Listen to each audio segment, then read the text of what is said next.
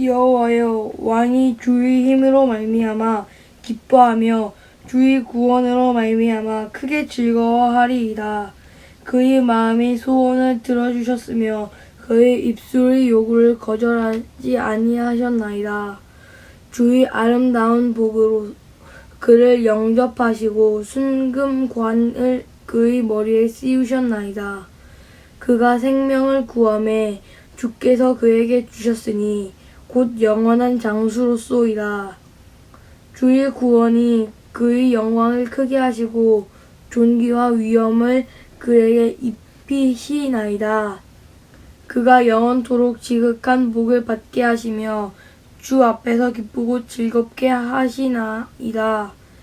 왕이 여호와를 의지하오니 지존하신 이의 인자함으로 흔들리지 아니하리이다. 왕의 손이 왕의 모든 원수들을 찾아내며 왕의 오른손이 왕을 미워하는 자들을 찾아내리로다. 왕이 노하실 때에 그들을 풀무불 같게 할 것이라. 여호와께서 진노하사 그들을 삼키시리니 불이 그들을 소멸하리로다. 왕이 그들의 후손을 땅에서 멸하며 그들의 자손을 사람 중에서 끊으리로다. 비록 그들이 왕을 해하려 하여 음모를 꾸몄으나 이루지 못하로다. 왕이 그들로 돌아서게 하며 그들의 얼굴을 향하여 할 시위를 당기리로다.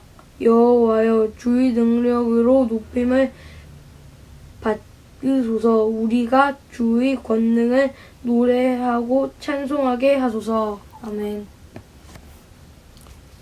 오늘 말씀 21장은 역시 다윗 왕에 대한 그 이야기인데, 우선 그 1절을 보면 여호와여 라고 부르고 왕이 주의 힘으로 말미암아 기뻐하며 주의 구원으로 말미암아 크게 즐거워한다, 이렇게 얘기를 하면서 시작을 하는데, 이 시를 도대체 누가 부른 시냐? 근데 여기에 보면은 다윗의 시라고 써 있단 말이에요. 그러면은 이 다윗이 바로 신분이 뭐냐 하면 왕이야.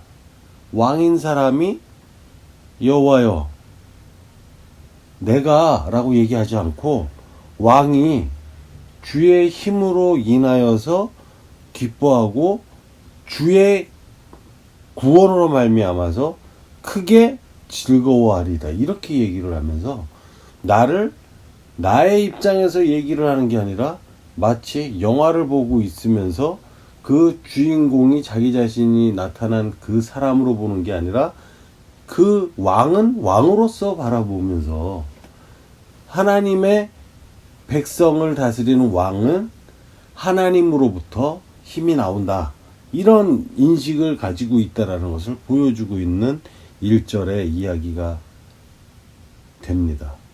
그러면 그의 마음의 소원을 들어주었다라고 얘기를 하고 그의 입술의 요구를 거절하지 아니했다라고 이렇게 얘기를 하고 있는 2절의 말씀은 틀리지 않은 말이지. 왜냐하면 여기에서 말하는 그는 바로 그 왕을 이야기하고 있는 것이고, 그 왕은 바로 자기 자신을 얘기하는 거니까 자기 자신의 경험으로 볼 때 마음의 소원은 하나님께서 다 들어주셨고, 또 나의 입술을 통해서 요구한 것들은 다 거절하지 않으셨던 하나님의 역사를 자기 입으로 역시 고백을 하고 있는 내용이다. 그러면 이 시 자체에서 어떤 면이 중요하다고 할 수 있겠느냐? 이 모든 것 힘이라든지 그리고 왕이 노하신다라고 하는 부분, 이러한 모든 것들을 자기가 했었던 모든 일, 그것을 지금 돌이켜서 이야기를 하고 있는 시구나, 이렇게 바라볼 수가 있는 거죠. 그가 생명을 구해 주께서 그에게 주셨으니 영원한 장수다. 이것도 자기 자신을 얘기하고 있는 것이고, 그리고 주의 구원이 그 영광을 크게 했고 존귀와 위엄을 그에게 입히셨다라고 얘기하지만 그는 바로 자기 자신을 이야기를 하고 있는 내용이고, 그리고 왕이 여호와를 의지하고 지존하신 이의 인자함으로 흔들리지 아니한다 하는, 여기에서 지존한 사람, 지존한 이는 바로 왕이 의지하고 있는 그 대상, 바로 여호와이고 또 주님이시고, 그런 그 왕이 모든 것을 가지고 있는 꼭대기에 있는 사람이 아니라 그는 여호와께서 바라볼 때, 여호와여, 이 왕의 주인에게 기대는 그 마음으로 이 왕은 힘을 가지고 있었고, 그 왕은 이 마음의 소원을 다 여호와께서 그를 지키시고 있고 그를 주장하고 있는 주인인 로드, 주님, 그 주님이 바로 여호와인데, 이 주님께서 그의 소원을 들어줬고 그의 요구도 거절하지 않으셨고, 또 아름다운 복으로 그를 영접했고 순금의 관을 그의 머리 위에 씌워주셨고, 그리고 그가 생명을 구할 때에는 그에게 생명을 주었고, 그렇게 돼서 영원한 장수다라고 얘기하는 것은 오래 사는, 영원히 살아가고 있는 그러한 사람이다 라고 얘기를 하고 있고, 또 주의 구원이 그 왕의 영광을 크게 하고 존귀와 위엄을 그에게 입히셨다.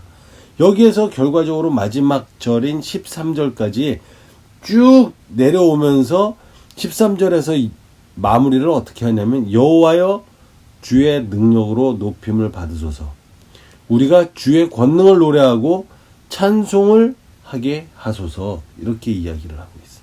그러니까 여호와께서는 주의 능력으로 높임을 받는다라고 얘기하는, 여기에 주의 능력이라고 하는 말은 이 히브리어의 성격상 추상적인 이야기를 표현하는 경우가 거의 없는 언어가 히브리어인데, 구체적인 내용을 얘기를 하고 있고, 이 우리가 번역을 한 주의 능력이라고 하는 이 부분은 남자의 힘, 남자로부터 나오는 강력한 어떤 노동력 같은 힘, 이런 것들을 이야기를 하고 있기 때문에 좀 더 구체적이면서 좀 더 열심히 뭔가 일을 할 수 있고 뭔가 노동을 해도 여자의 부드러운 힘보다는 남자의 힘차고 기백 있는 그런 힘을 바로 여기서 주의 능력이다 라는 표현을 한 요 대목이 바로 그러한 단어를 사용을 했다는 거.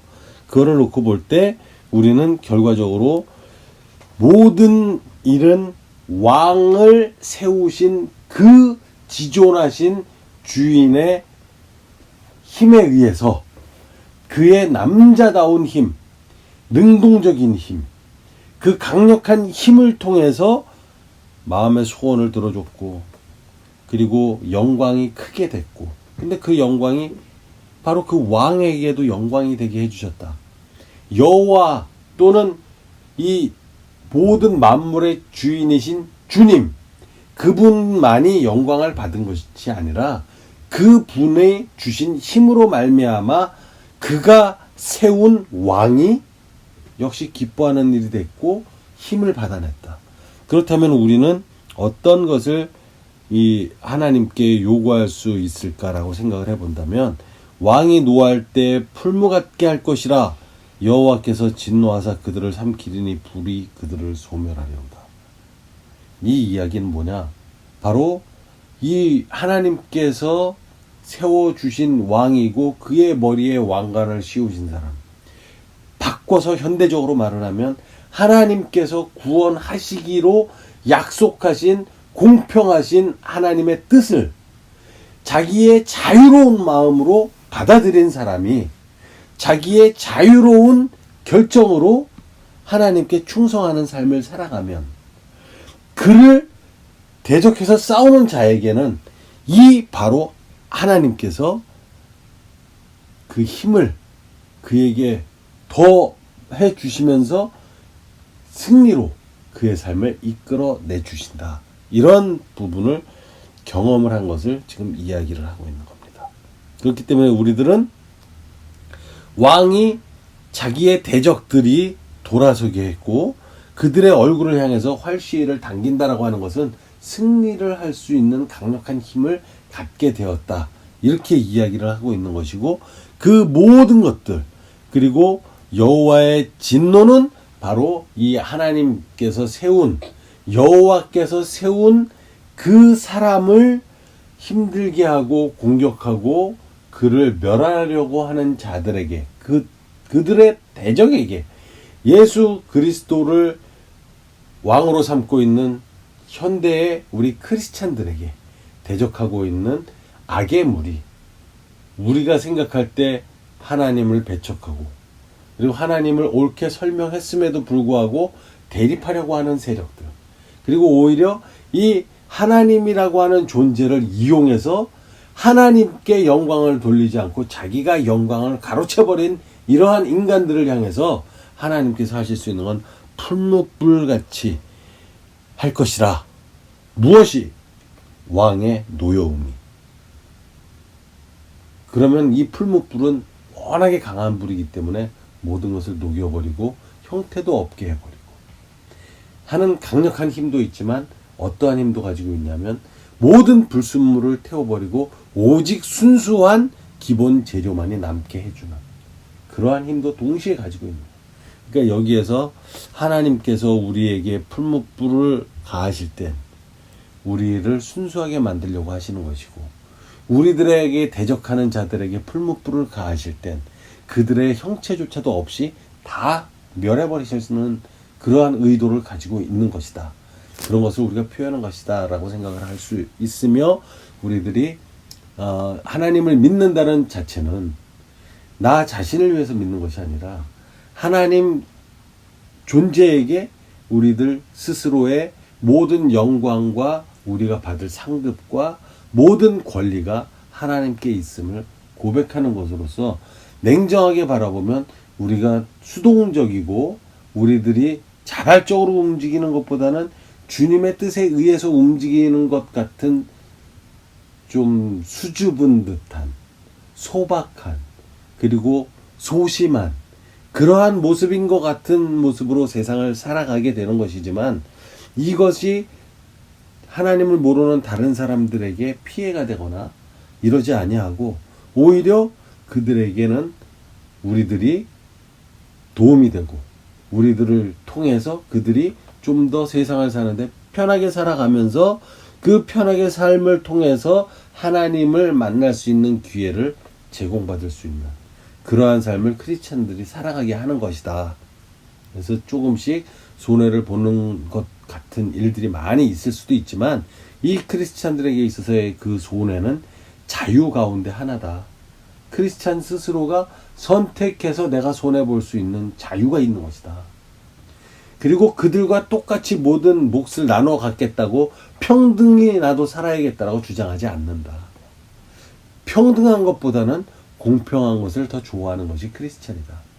이 평등은 귀천이나 일을 많이 하거나 적게 한 사람이나 상관없이 똑같이 나누어 갖고 싶다라고 이야기를 하는 것이 평등이란 개념으로 이야기하고 있는 상황이라고 한다면, 우리들이 크리스찬들이 이야기하는 공평이라고 하는 것은 자기가 일한 만큼, 자기가 고생한 만큼 가져갈 수 있는 것, 때로는 고생한 만큼 가져오지 못해도 내가 나의 자유의지로 양보할 수 있는 이런 것이 크리스찬의 자유와 크리스찬의 공평함이다.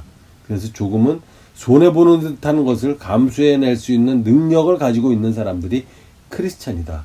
세상에서 우리는 그렇게 살아도 조금도 불편해하지 않고 오히려 그 일들을 통해서 하나님께 영광을 돌리고 하나님이 더욱 빛날 수 있고, 예수 그리스도의 구원의 자유와 공평함이 모든 사람들에게 갈 수 있도록 우리는 하나의 통로가 되어지는 삶을 살 수 있게 되는 겁니다. 아무튼 우리들에게 순간순간 다가오는 많은 유혹과 이 두려운 일들을 우리가 능란하게 능력 있게 이겨낼 수 있기를 축원하면서 오늘의 말씀을 마칩니다.